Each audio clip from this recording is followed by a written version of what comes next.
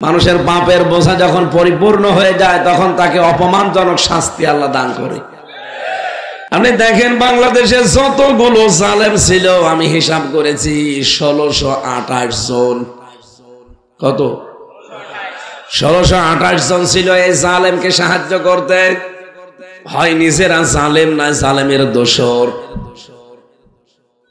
এতগুলো মানুষের বাড়িতে অফিসে খোঁজ খবর নিয়ে দেখবেন হয় আয়না ঘর আছে অথবা টর্চার সেল আছে। আয়না ঘর আর টর্চার সেল কি এমনি বানায়? মানুষের উপরে জুলুম করার জন্য। আমি ওই মিনি আয়না ঘরে মাত্র 10 দিন ছিলাম। আমি টের পেয়েছি যে মানুষকে কি করে তারা। ছোটটাই যদি এত আযাব দিতে পারে বড়টাই কোনটা দেয়। এই জন্য আল্লাহ কয়েকদিন দেখছি এদেশে আযাবুল বুলডোজার নাজিল করেছে। কি আযাব?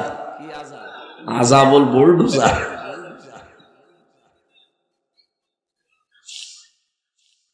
এরকম একটা চেয়ারে বসিয়ে দেয়, হাতের সাথে পায়ের সাথে ক্লিপ লাগিয়ে দেয়, গলার সাথে তার বেঁধে দেয়। এমন একটা মেশিন ওদের আছে হাতের আঙ্গুল আর পায়ের আঙ্গুলের সাথে মিল করা। শুধুমাত্র সামনে রেখে সুইচ টিপ দেবে, একবারে আপনার হাতে আর পায়ের আঙ্গুলের নখগুলো খুলে চলে আসবে। বলতে যত সহজ মনে হচ্ছে বিষয়টা অত সহজ। এতটুকু শেষ করে দে না, যখন ফিনকি দিয়ে রক্ত বের হয় তখন আস্তে করে ওর উপরে লবণ ছিটিয়ে দেয়। কি যে চিল্লানো ওই সময় মাটির নিচে আমি দেখেছি। আমার কাছেও নিয়ে এসেছিল মেশিন। চেয়ারে বসিয়ে সব যেহেতু আপনার আটক করা, হাত পা গলা, আপনি তো নড়তেও পারবেন না। একবার শুধু সুইচ টিপ দেবে, 1 মিনিটে 120 বার ঘুরবেন। 1 মিনিট পরে মনে হবে যে এই পৃথিবী আমি 10টা দেখতে পাচ্ছি। টিটকারি মারে তখন কি তোমাদের আল্লাহ জানিয়েছে যে মরণের পরে নাকি 10 দুনিয়ার সমান জান্নাত দেওয়া হবে? এখন দেখতে পাও, কি জবাব দিবেন বলেন তো? আল্লাহরও ভুল ধরে মাঝে মাঝে। এই কঠিন পরিস্থিতিগুলো যেখানে যেখানে তৈরি হয়েছে আপনি দেখবেন বাংলাদেশের অধিকাংশ এমপি মন্ত্রী আর উপজেলা চেয়ারম্যান মেয়র আর বড় বড় সরকারি যারা আমলা ছিল কর্মকর্তা, এদের বাড়িতে অফিসে আমি নিজে পেয়েছি মাটির নিচে টর্চার সেল। আল্লাহ বলেন বাড়ি ঘরগুলো আমি খফিয়াতান করে দিলাম। কেন জানো? জনশূন্য হয়ে আছে আজ। এটা আজ উজাড় গৃহ হয়ে গেছে, ছাড়া বাড়ি, কেউ এখানে আর থাকে না। পরিত্যক্ত করে দিলাম বিমা জলাম, এদের জুলুমের কারণে। ধানমন্ডির 32 নাম্বার যেটা হবে এখন না, এটা 1500 বছর আগে আল্লাহ নাজিল করে জানিয়ে দিয়েছেন। মানুষের বাড়ি ঘর করে এরকম উজাড় গৃহ এমনি হয় না, অবশ্যই এর পেছনে কোনো ইতিহাস আছে। এখন অনেকেই কিন্তু মাটির নিচে দেখা যাচ্ছে মানুষের হাড় গোড়ো পাচ্ছে, চুল পাচ্ছে, নখ পাচ্ছে, পুরাতন জামা কাপড় পাওয়া যাচ্ছে। আমি তো ছোটটাই ছিলাম, এর জন্য আমি বড়টার খবর জানি না। কিন্তু ফাঁসির ওই কন্ডেম ছেলে 3টা বছরে অনেকে আমার গোপন কথা জানিয়েছে। 2 বছর, 5 বছর, 7 বছর, 10 বছর পড়ে আছে, কেউ জানে না। হাতের নখগুলো এত বড় বড় হয়ে যায়, চুল দাড়ি গোপ মনে হচ্ছে জঙ্গল থেকে বেরিয়ে আসতেছে। কেউ কেউ দেখতাম আঙ্গুল দিয়ে এই দেওয়ালের সাথে খসিয়ে খসিয়ে লিখে রাখে ভাঙ্গা ভাঙ্গা অক্ষরে যে ভাই কেউ যদি বাইরে যেতে পারেন এই নাম্বারটাই অন্তত জানাবেন যে আমি বেঁচে আছি। আমি জাস্ট 2 বছর, 5 বছর, 7 বছর, 10 বছর আছি, কেউ জানে না। দয়া করে কেউ যেতে পারলে এটা একটু জানাবেন। 1.5-2 মিনিট সময় দেয় মাত্র টয়লেট করার জন্য। সকালে কয়েকটা পচা ছোলা দিয়েছে, তো দুপুর বেলা দিত 1 মোট ভাত, তাও মনে হচ্ছে কেউ মাখিয়ে দিয়েছে। এই কঠিন পরিস্থিতির কারণে আমার মনে হয় আজ জালেমদের বাড়ি ঘর গুলো আর সব আল্লাহ পরিত্যক্ত বানিয়ে দিচ্ছে। এর বাস্তব প্রমাণ আমার কুষ্টিয়ার হানিফের বাড়ি। ফেব্রুয়ারির 5 তারিখ আবার নতুন করে আর এক গজব নাজিল হয়েছে।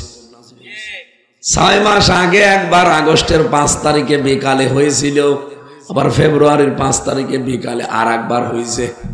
তার মানে আল্লাহ জানাতে চায় যে না, ওর চিহ্ন পর্যন্ত রাখা যাবে না। ফাকতিয়া দাবিরুল কওমিল্লাযিনা যালামু,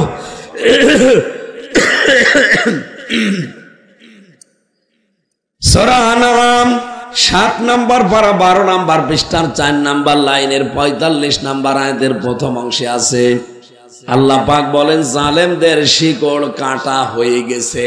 কেটেছে কে? না না, আপনি আলেম, এখানে আলেম বসে নেই। কতিয়া এটা মজহুল, এর ফাইল কর্তাকে জানা নেই। আজ যে সারা দেশে 630টা থানা আছে, প্রায় জায়গায় যে দেখেন জালেমদের বাড়ি ঘর অধিকাংশ মাটির সাথে মিশে গেছে। এগুলো ভাঙলো কে?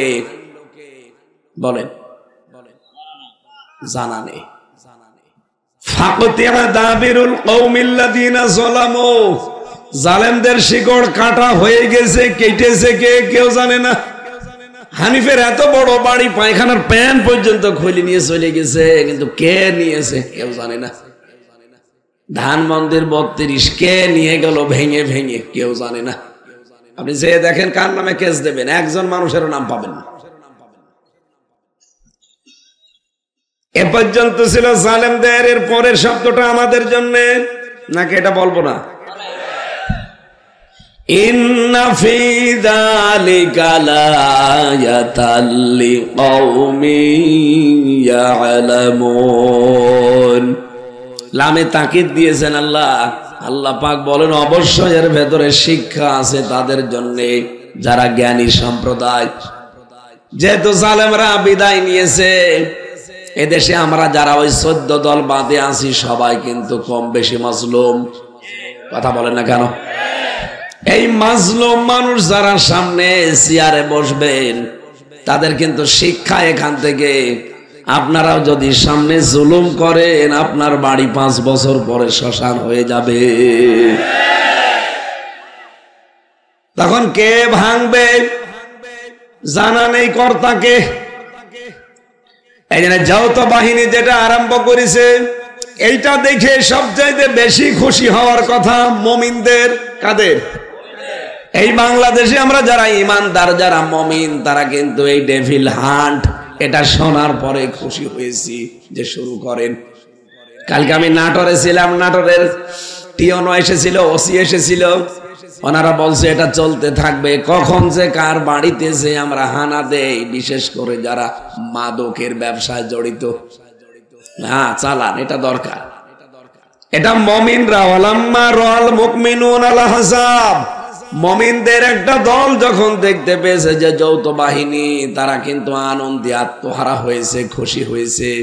তারা বলেছে, ক্বালু হাযা মা ওয়া'দানাল্লাহু ওয়া রাসূলুহু ওয়া সাদাকাল্লাহু ওয়া রাসূলুহু ওয়া মা যাদাহুম ইল্লা ঈমানা ওয়া তাসলিমা।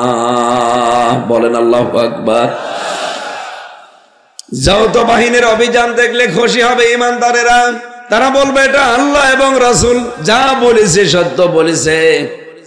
তাদের কথাগুলো সব সত্য, কিন্তু এটা দেখলে সবচাইতে কষ্ট পাবে, ক্ষতি হবে তাদের যারা খুনি, যারা মাদক ব্যবসায়ী, আর যারা জুলুমবাজ। এই 3টা আগুন যাদের আছে দেখেন, তারা এখন কিন্তু আতঙ্কে আছে। এক কথা বলে না কেন? এই জন্য যৌথ বাহিনী ডেভিল হান্ট যা চালাচ্ছে, শয়তানের খোঁজে চালাক। আমাদের অসুবিধা নেই, কারণ আমরা মাদকের সাথে জড়িত না, খুনের সাথে জড়িত না, আমরা জুলুমের সাথেও সম্পৃক্ত না। বলেন বলুন। এর সাথে যারা আছে তারা এখন এই মোবাইলে এরকম ফোন রেকর্ড করবে, ফোন রেকর্ড কল করবে, নিজেরাই রেকর্ড করবে আবার নিজেরাই ছাড়বে। আজকে শাওন সাহেবের সাথে আপা এইটাই বলিস, ওরা জানছে যে এটা যদি শুরু হয়ে যায় তাহলে এই দেশে অন্তত ছোটখাটো সালেম আর ছাড় পাবে না, কারণ যত অবৈধ সব তো ওদের। এই 15.5 বছরে এমন কোন অবৈধ কাজ আছে যেটা ওরা করে নাই? এই জন্য আমরা খুশি, যৌথ বাহিনী যেটা আরম্ভ করেছে আমরা কি বেজার? হ্যাঁ, কিন্তু চাই কোন নিরপরাধ মানুষ, বিশেষ করে যারা চাপে পড়ে হৌকা হৌকা করতো, ওই যে হাজী সেলিমের মতো। হাজী সেলিম আমার সাথে সেদিন কোর্টে ছিল, কথা বলতে পারে না, নৌকা মার্কা নিয়ে দাঁড়াইতো, নৌকাও বলতে পারে না, বলে হৌকা। আজকের এই মাহফিলের আয়োজন করার জন্য সেই মানুষগুলো শ্রম দিলেন, অনেক দিন করতে পারেননি। একেবারে খোলা আকাশের নিচে আজকে মন খুলে আমরা কোরআনের কথা বলতে পারি, শুনতে পারি, এই জন্য জবান দিয়ে বলেন আলহামদুলিল্লাহ। দরুদ আর সালাম পাঠের মাধ্যমে আমরা আরম্ভ করছি আমাদের আজকের আলোচনার বিষয় অভিভাবক। কি বললাম? বলেন বলেন। আপনারা সূরা মায়েদার 55-56 নম্বর আয়াত শুনলেন, এর আলোকে আমরা তাফসীর আকারে কথা বলতে চাই। আল্লাহ রাব্বুল আলামিন বলেন, ইন্নামা ওয়ালিয়ুকুমুল্লাহু ওয়া রাসূলুহু ওয়াল্লাযীনা আমানু, অবশ্যই তোমাদের বন্ধু, তোমাদের অভিভাবক আমি আল্লাহ, ওয়া রাসূলুহু, এবং আমি আল্লাহর রাসূল তোমাদের বন্ধু অভিভাবক, ওয়াল্লাযীনা আমানু, আর তোমাদের ভেতরে যারা ঈমানদার তারা তোমাদের অভিভাবক বন্ধু। অভোলাবাসী ভালো করে খেয়াল করেন, সামনে কিন্তু এরকম সময় আসতেছে, আপনি কাকে বন্ধু হিসাবে গ্রহণ করবেন, কাকে অভিভাবক হিসাবে মেনে নেবেন, এ কথা কোরআন বলছে নাকি হামজার বাবার কথা? আল্লাহ বলেন তোমাদের অভিভাবক আমি আল্লাহ, আমার রাসূল, আর তোমাদের ভেতরে যারা ঈমানদার তারা। প্রশ্ন আসতে পারে, দেশে তো মাত্র 4% অমুসলিম, 96% আমরা মুসলমান, তাহলে যার তার সাথে আমরা বন্ধুত্ব অভিভাবক হিসাবে মেনে নিতে পারি নাকি? আল্লাহ এর পরেই 3টা গুণ দিয়েছেন। এই বাংলাদেশে এই 3টা গুণ যাদের ভেতরে আছে, আপনি তাদেরকে বন্ধু হিসাবে মেনে নিতে পারেন, তাদেরকে অভিভাবক হিসাবে গ্রহণ করতে পারেন, তাদেরকে আপনি দায়িত্ব দিতে পারেন। কয়টা? আরো জোরে বলেন। সভাপতি, প্রধান অতিথি, বিশেষ অতিথি, প্রত্যেকজন কিন্তু এই কথা বলেছে। এখানে কোরআন সম্পর্কে যা বলা হবে কথাগুলো প্র্যাকটিক্যাল লাইফে মানা লাগবে। আপনারা কথাও দিয়েছেন, আমরা মানতে চাই, সুতরাং আমি যা এখান থেকে ডেলিভারি দিচ্ছি কথা মানা যাবে তো? হ্যাঁ, মানা যাবে না? আমাদের অভিভাবক 1 নম্বরে কে, 2 নম্বরে, 3 নম্বরে ঈমানদার। তাও যে সে ঈমানদার না, যাদের ভেতরে 3টা গুণ পাওয়া যায়। কয়টা? বলেন বলেন। আল্লাহ পাক বলেন, আল্লাযীনা ইউকিমুনাস সালাতা ওয়া ইউতুনাজ যাকাতা ওয়া হুম রাকিউন। এই পৃথিবীতে যে ঈমানদার গুলো নামাজ কায়েম করে, যাকাত দেয়, আর যারা রুকুকারীদের সাথে রুকু করে, তার মানে জামাতবদ্ধ হয়ে নামাজ পড়ে, এই 3টা গুণ যাদের ভেতরে পাবেন, আপনি তাদেরকে অভিভাবক হিসাবে মেনে নিতে পারেন, তাদেরকে আপনি দায়িত্ব দিতে পারেন, ব্যক্তি, পরিবার, সমাজ আর রাষ্ট্রের। এই 3 গুণে গুণান্বিত মানুষদেরকে যদি দায়িত্ব দেওয়া যায়, অমাই ইয়াতাওয়াল্লাল্লাহ ওয়া রাসূলুহু ওয়াল্লাযীনা আমানু, যারা আমি আল্লাহ, আমার রাসূল এবং ঈমানদারদের দিকে ফিরে আসবে, ফাইন্না হিজবাল্লাহি হুমুল গালিবুন, এই মানুষগুলোই আল্লাহর সেনাবাহিনী, আল্লাহর সৈনিক, এবং এরাই বিজয়ী। বলেন সুবহানাল্লাহ। এটা বাংলা অর্থ ছিল। এবার আসেন তো আমরা তাফসিরে যাচ্ছি। নির্ভরযোগ্য তাফসির হিসাবে আমি ফি জিলালিল কোরআন, তাফহিমুল কোরআন আর ইবনে কাসির, এই 3টার রেফারেন্স বেশি দিচ্ছি, আপনি মিলিয়ে দেখবেন। এই যে বন্ধু, এই শব্দটা আল্লাহ প্রথমেই দিয়েছেন। ইন্নামা, ইন্না দিলেও তো অর্থ হয়ে যেত, মা দিলেন কেন? আরবি গ্রামার অনুযায়ী ইন্না মা যখন যোগ হয়ে যায় তখন বাংলা অর্থ দাঁড়ায় কেবলমাত্র, শুধুমাত্র, একমাত্র। কথা বুঝতেছেন?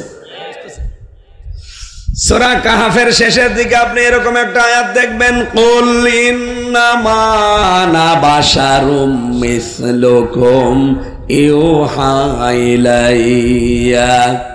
আল্লাহ পাক বলেন, নবী আপনি বলেন আমি কিন্তু তোমাদের মতোই মানুষ, আমি শুধুমাত্র, কেবলমাত্র, একমাত্র তোমাদের মতো মানুষ। হ্যাঁ, পার্থক্য এতটুকু, আমার কাছে ওহী আসে, তোমাদের কাছে আসে না, এইটাই।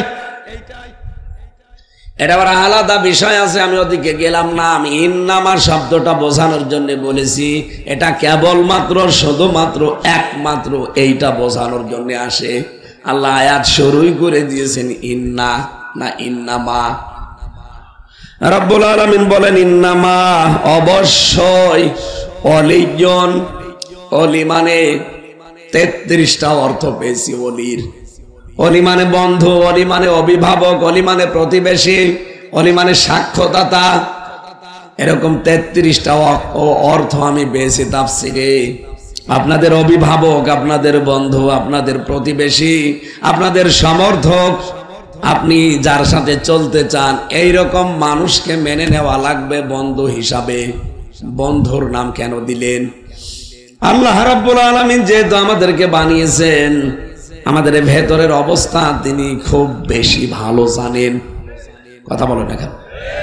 আমাদের জীবনে প্রভাব পড়ে যাদের, তাদের সবচাইতে বেশি প্রভাব একজন জীবনে পড়ে বন্ধুর। একজন মানুষের জীবনে সবচাইতে বেশি প্রভাব পড়ে হয় বন্ধুর অথবা বান্ধবীর। কথা বলেন না কেন? এজন্য বন্ধু নির্বাচনে খুব সতর্ক হওয়া লাগবে, কারণ এই কারণটাই আপনাকে হয় জান্নাতে না জাহান্নামে নিয়ে যাবে।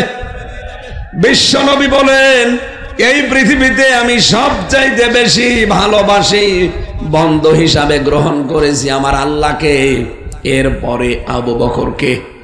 আমি যদি এরপরে আর কাউকে বন্ধু হিসাবে গ্রহণ করতাম তাহলে অন্য আরো একজনের নাম বলতাম, কিন্তু আল্লাহর পরে পৃথিবীতে আমি আর কাউকে বন্ধু মানি না। যদি কাউকে মানতাম তে আবু বকরকে বন্ধু হিসাবে গ্রহণ করতাম। যদি আবু বকর 20 বছরের প্রথম বন্ধু ছিলেন নবীজির, এরপরেও তিনি সর্বপ্রথম আবু বকরের নামও বলেন নাই, নাম বলেছেন কার? আরো জোরে বলেন। এখন আমরা আল্লাহর বন্ধু হতে হলে কি করা লাগবে? কোরআনে কারীম জানিয়েছে, আল্লাহ রাব্বুল আলামিন সূরা বাকারার ভেতরে এটা বেশি,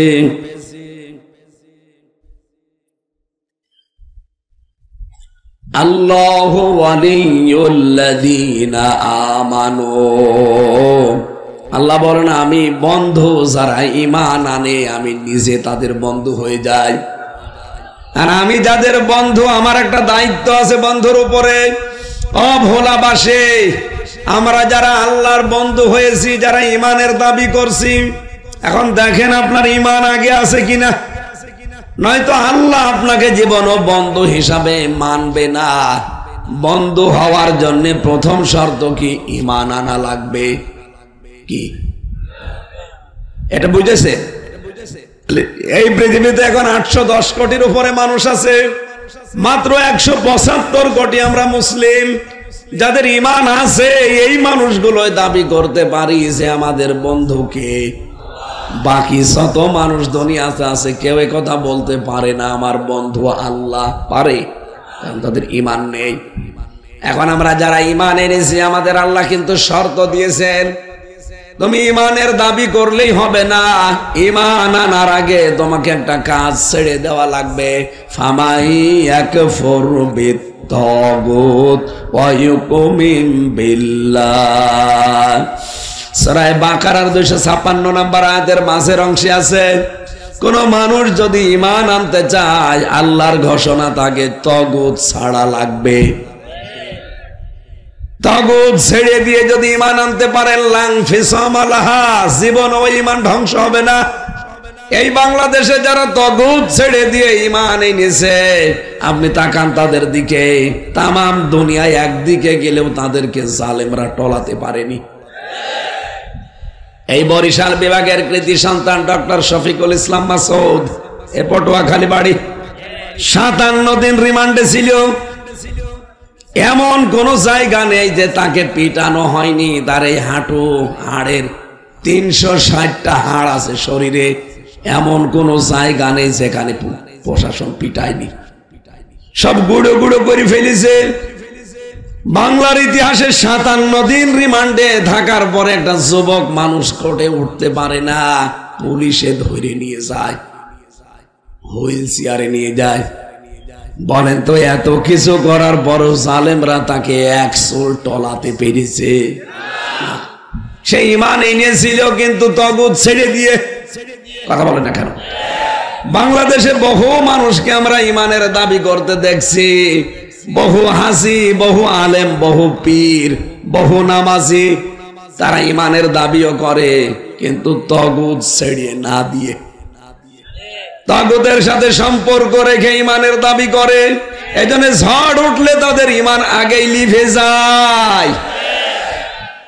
বাইতুল মোকাররমের সাবেক খতিব ঈমানের দাবি করতো, অথচ নৌকা মার্কা নিয়ে দাঁড়াইতো। তোর ঈমান থাকে কি করে? আপনি আন্দাজের বিশ্বাস না করে বাস্তবতায় বলেন, যে লোকটা নৌকা মার্কা নিয়ে দাঁড়াতে পারে, ও দেখছে যে 3 বারের 1 বারও ভোট হয় না। এত অত্যাচার, জুলুম, নির্যাতন চলছে একটা মানুষের ক্ষমতাকে কুক্ষিগত করার জন্য। তারপর আপনি জেনে শুনে নৌকা মার্কায় দাঁড়াতে গেলেন কোন কারণে? আপনার যে ঈমান নেই এইটাই তার প্রমাণ। আবার ইমামতি করতে গেছে, ঈমান নেই, ইমামতি করতে গেছে। এই জন্যই তো জনগণ মেনে নেয়নি। পরে আবার গেছে, পিটিয়েছে জুতা দিয়ে।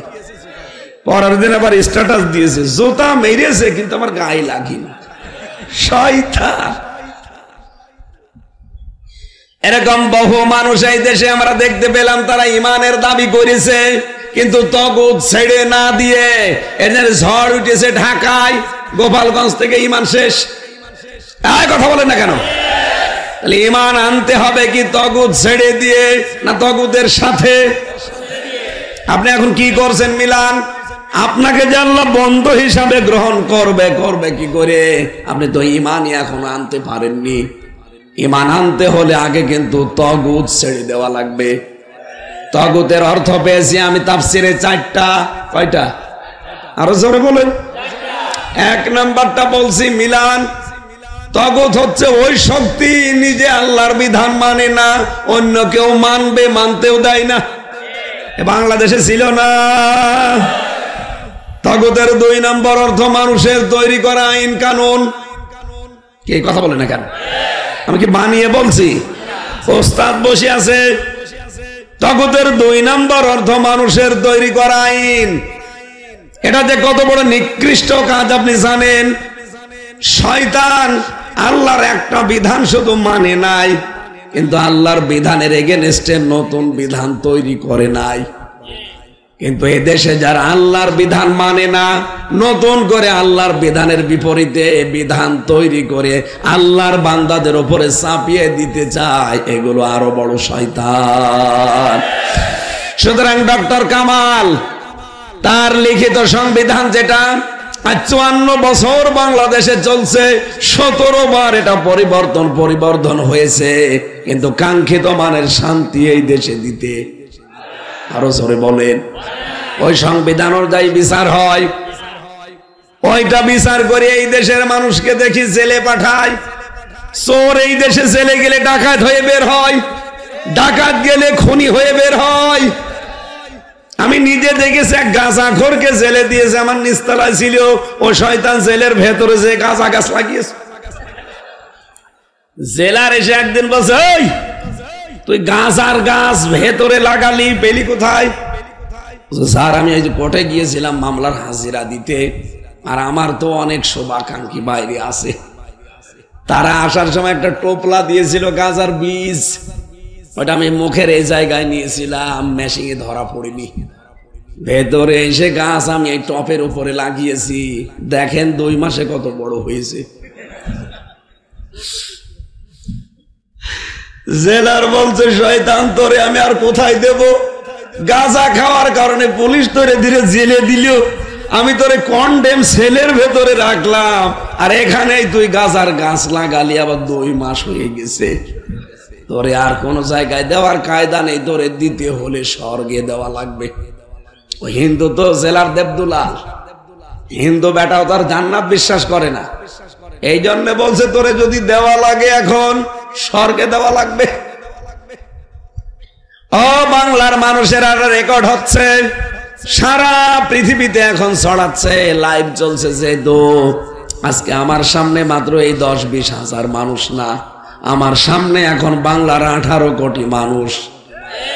সবাইকে বলছি 58-54 বছর ডক্টর কামালের লেখা মানুষের তৈরি করা সংবিধান দিয়ে কিছুই পাইনি আমরা, তাও 17 বার এটা পরিবর্তন হয়েছে। এ কোরআনে কারিমে আমার আল্লাহ একটা সংবিধান দিয়েছেন, সূরা ফুরকান, 77টা আয়াত আছে, 73টা ধারা আছে। আপনি এই 73টা ধারা দিয়ে বাংলাদেশের সংবিধান তৈরি করেন, 41 সাল টার্গেট দেওয়া লাগবে না। এই 73টা ধারা দিয়ে যদি বাংলাদেশের সংবিধান প্রণয়ন করা হয়, 41 ঘন্টায় বাংলাদেশ মিনি জান্নাত হয়ে যাবে। এটা আমরা চাই না সামনে, যেহেতু সামনে রমজান মাস, আর কোরআনে কারিমের নাম ফুরকান। ফুরকান মানে সংবিধান, ফুরকান মানে সত্য মিথ্যার পার্থক্যকারী।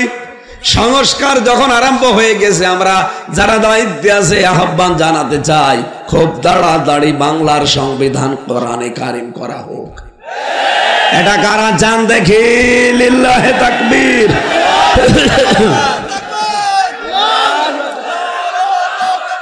আলহামদুলিল্লাহ।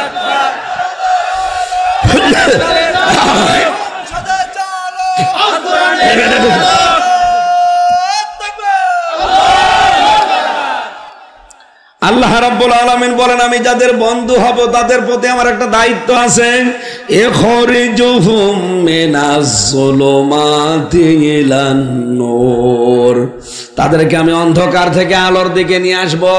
এখানে যেহেতু অন্ধকার বলতে যুলুমাত বহু বচন আর নূর এক বচন, তাফসিরে মুফাসসির বলেছেন দুনিয়ায় যত নিয়ম নীতি আছে, যত ধর্ম আছে, শুধু ইসলাম বাদ দিয়ে সব অন্ধকার। 4500 ধর্ম আছে এই দুনিয়ায়, এখন ইসলাম বাদ দিয়ে আল্লাহর দৃষ্টিতে সব অন্ধকার। কথা বলে না কেন? সুতরাং অন্য ধর্মের যারা আছেন, ইহুদি, খ্রিস্টান, বৌদ্ধ, মুশরিক, মাজুসি, সবাইকে আহ্বান জানাচ্ছি, আপনি একটু বিবেক দিয়ে চিন্তা করেন। আমি ইহুদিদের সাথে বাইরের দেশে মিশেছি, খ্রিস্টানদের সাথে মিশেছি, আর মুশরিক তো আমার পাশে আছে। বাইরের রাষ্ট্রগুলো যখন সফর করতাম, ওই সময় দেখেছি খ্রিস্টান, ইহুদি দেখলে মনে হবে যে বিশাল আলেম, ওর মিস্ত্রির হাত মোজা, পা মোজা পরা, 4-5টা ছেলে মেয়ে পাশে, ওই লোকের এ পর্যন্ত দাড়ি, বিশাল পাগড়ি মাথায় দেওয়া, জোব্বা একেবারে পা পর্যন্ত, আপনি জীবনও বুঝতে পারবেন না ইহুদি। যখন পরিচয় করি সরাসরি জিজ্ঞাসা করি আপনার নবীর নাম কি, তখন পরিচয় পাওয়া যায়। নবীর নাম জিজ্ঞাসা করলে তখন বলে আমার নবীর নাম হচ্ছে জোসেফ। কি জোসেফ মানে? জোসেফ মানে মূসা।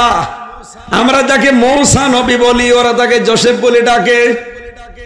ওরা আল্লাহ একজন আছে বিশ্বাস করে, নবী আল্লাহ পাঠিয়েছিলেন জোসেফ নামে মূসা নবীকে, এইটাও মানে। কিন্তু ওই মানুষগুলো শিরিক করে আল্লাহর সাথে, যে উযাইর আলাইহিস সালাম আল্লাহর সন্তান। এই কারণে তারা মুশরিক, এই কারণে তারা কি? ইহুদিরাও কিন্তু খ্রিস্টানরাও আল্লাহ একজন আছে বিশ্বাস করে, পাশাপাশি বলে যে আল্লাহর স্ত্রী আছে মরিয়ম, আর আল্লাহর ছেলে আছে যিশু মানে ঈসা আলাইহিস সালাম। এরা তো তাও 1 খোদা 3 খোদায় আছে, আর আমাদের পাশে দাদা বাবুরাও 1 2 3 না, ওরা দেবতা মানে 33 কোটি। ওদের আবার ঝাল আরো বেশি। যে কথাটা বলতে চাই, 4,500 ধর্মের সব যেহেতু অন্ধকার, ইসলাম বাদ দিয়ে বিবেক আপনাদেরও আছে, একটু বিবেকটা কাজে লাগান। যেহেতু এই যে পৃথিবী একদিন আমাদেরকে ছেড়ে যাওয়াই লাগছে, সুতরাং আপনি ফিরে আসবেন আসল ধর্মের দিকে। ওগুলো সত্য ধর্ম কিন্তু এখন আর নেই, মানুষ পরিবর্ধন করে ফেলেছে। আপনি আশা করছি ফিরে আসেন। আমি যতবার যত জায়গায় দেখেছি, হিন্দুকে দেখেছি, খ্রিস্টানকে দেখেছি, এ মানুষগুলো যদি বিবেকটা একটু হালকা কাজে লাগায়, ইসলাম বাদ দিয়ে পৃথিবীর কোনো ধর্ম মানা তার দ্বারা সম্ভব না।